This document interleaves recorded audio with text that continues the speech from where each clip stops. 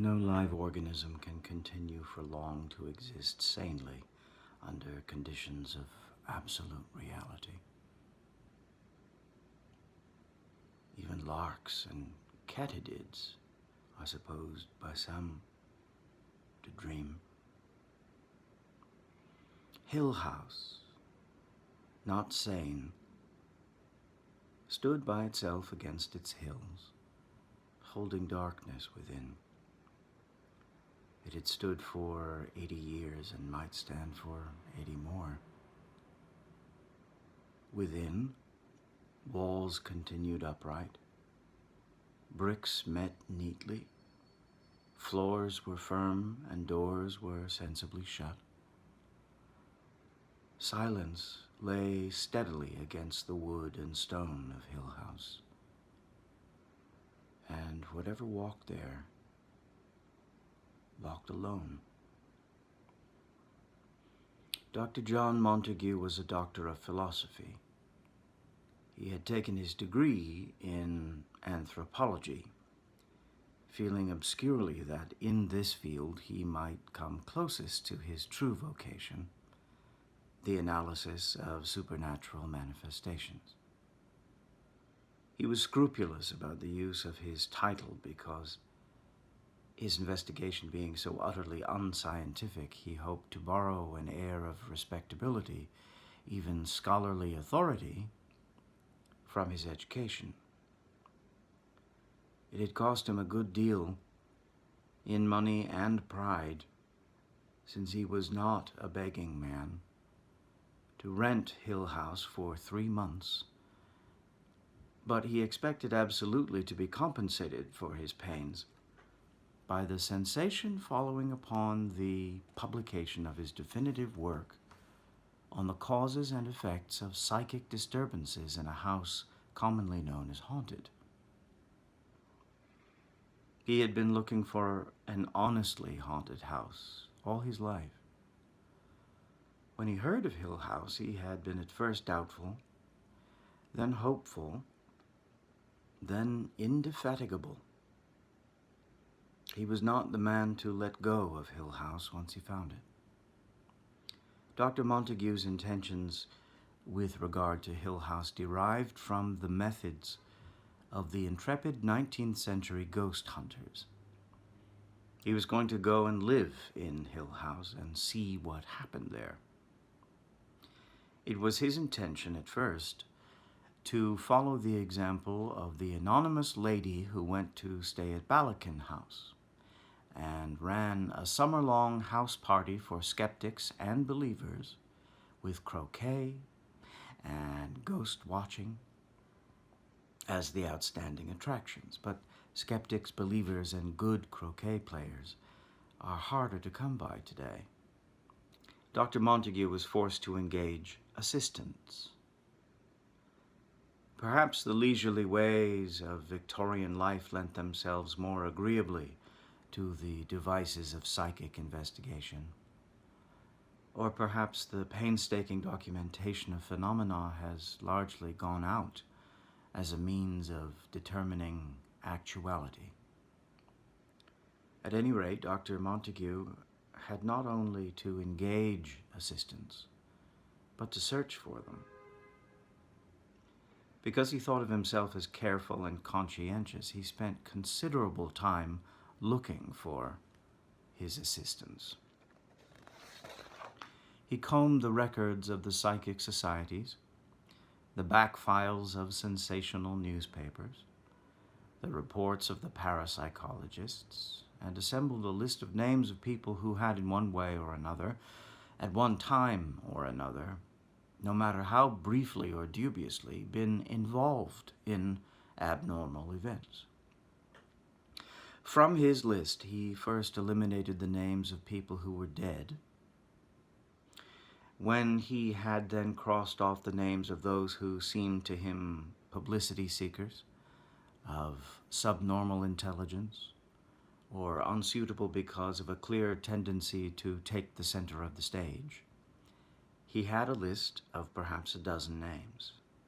Each of these people then received a letter from Dr. Montague extending an invitation to spend all or part of the summer at a comfortable country house, old but perfectly equipped with plumbing, electricity, central heating, and clean mattresses. The purpose of their stay, the letters stated clearly, was to observe and explore the various unsavory stories which had been circulated about the house for most of its 80 years of existence.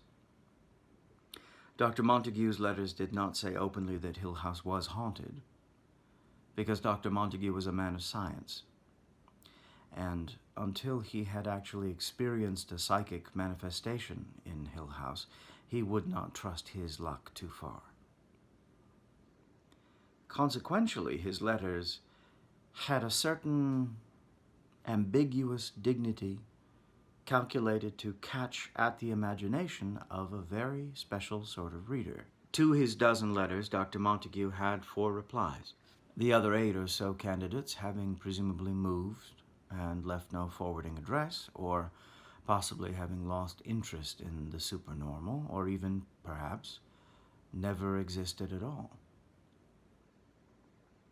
To the 4 who replied, Dr. Montague wrote again, naming a specific day when the house would be officially regarded as ready for occupancy, and enclosing detailed directions for reaching it, since, as he was forced to explain, information about finding the house was extremely difficult to get, particularly from the rural community which surrounded it.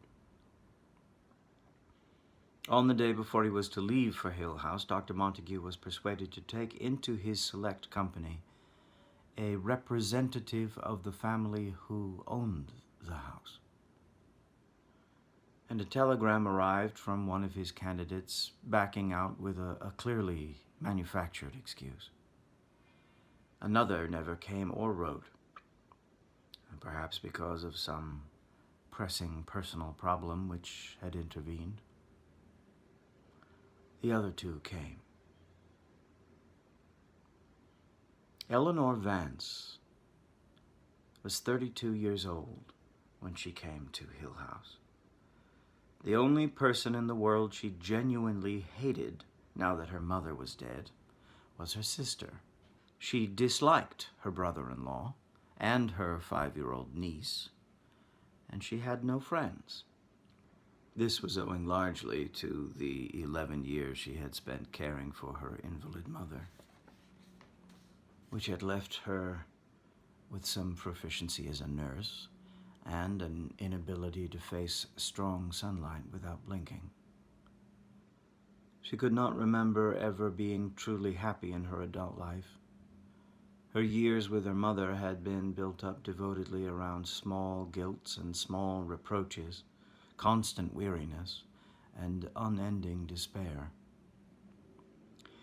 Without ever wanting to become reserved and shy, she had spent so long alone with no one to love that it was difficult for her to talk, even casually, to another person without self-consciousness and an awkward inability to find words.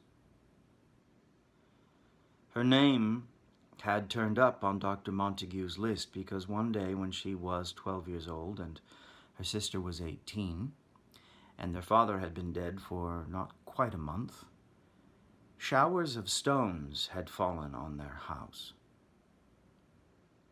Without any warning or any indication of purpose or reason, dropping from the ceilings, rolling loudly down the walls,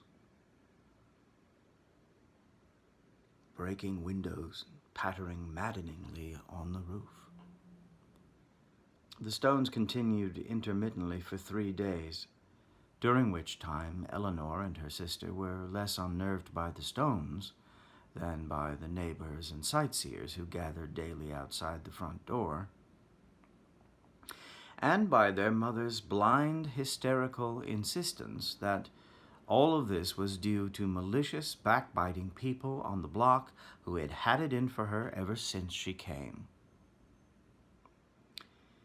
After 3 days, Eleanor and her sister were removed to the house of a friend, and the stones stopped falling.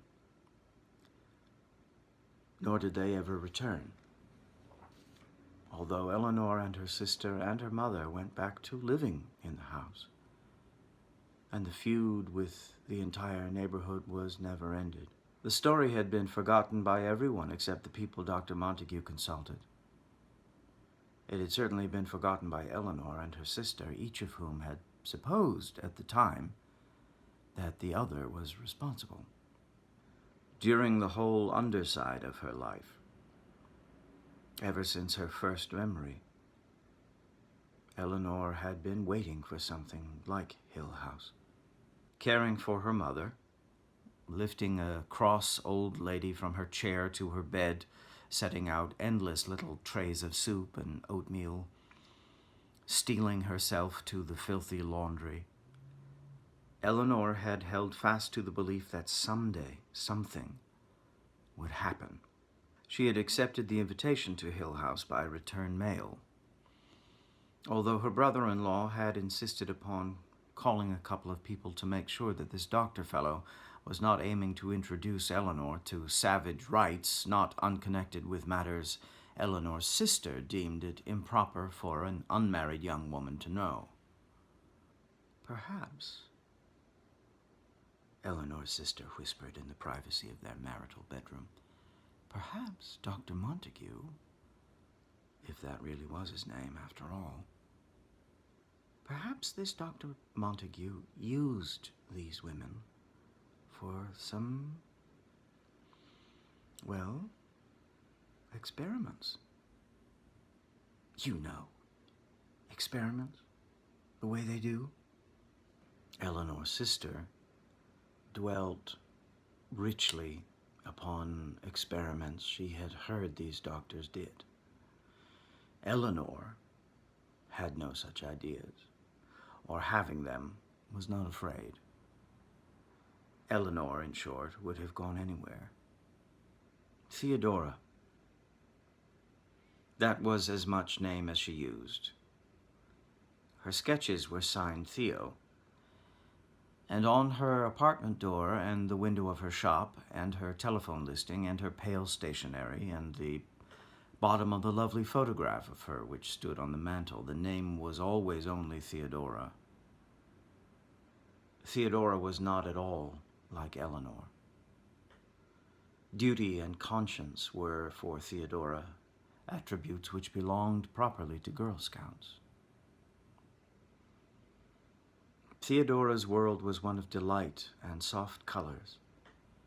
She had come onto Dr. Montague's list because, going laughingly into the laboratory, bringing with her a rush of floral perfume, she had somehow been able, amused and excited over her own incredible skill, to identify correctly 18 cards out of 20, 15 cards out of 20, 19 cards out of 20, held up by an assistant out of sight and hearing. The name of Theodora shone in the records of the laboratory, and so came inevitably to Dr. Montague's attention. Theodora had been entertained by Dr. Montague's first letter and answered it out of curiosity. Perhaps the wakened knowledge in Theodora which told her the names of symbols on cards held out of sight urged her to decline the invitation. Yet perhaps the stirring, urgent sense again, when Dr. Montague's confirming letter arrived, Theodora had been tempted and had somehow plunged blindly, wantonly, into a violent quarrel with the friend with whom she shared an apartment. Things were said on both sides that only time could eradicate. Theodora had deliberately and heartlessly smashed the lovely little figurine her friend had carved of her, and her friend had cruelly ripped to shreds the volume of Alfred de Musset, which had been a birthday present from Theodora, taking particular pains with the page which bore Theodora's loving, teasing inscription. These acts were, of course, unforgettable. and before they could laugh over them together, time would have to go by. Theodora had written that night, accepting Dr. Montague's invitation, and departed in cold silence the next day. Luke Sanderson was a liar. He was also a thief. His aunt, who was the owner of Hill House, was fond of pointing out that her nephew had the best education, the best clothes, the best taste, and the worst companions of anyone she had ever known. She would have leaped at any chance to put him safely away for a few weeks. The family lawyer was prevailed upon to persuade Dr. Montague that the house could on no account be rented to him for his purposes without the confining presence of a member of the family during his stay. And perhaps at their first meeting the doctor perceived in Luke a kind of strength or cat-like instinct for self-preservation, which made him almost as anxious as Mrs. Sanderson to have Luke with him in the house. At any rate, Luke was amused, his aunt grateful, and Dr. Montague more than satisfied. Mrs. Sanderson told the family lawyer that, at any rate, there was nothing in the house Luke could steal. The old silver there was of some value, she told the lawyer, but it represented an almost insuperable difficulty for Luke. It required energy to steal it and transform it into money. Mrs. Sanderson did Luke an injustice. Luke was not at all likely to make off with the family silver, or Dr. Montague's watch, or Theodora's bracelet. His dishonesty was largely confined to taking petty cash from his aunt's pocketbook and cheating at cards. He was also apt to sell the watches and cigarette cases given him, fondly and with pretty blushes, by his aunt's friends. Someday Luke would inherit Hill House, but he had never thought to find himself living in it.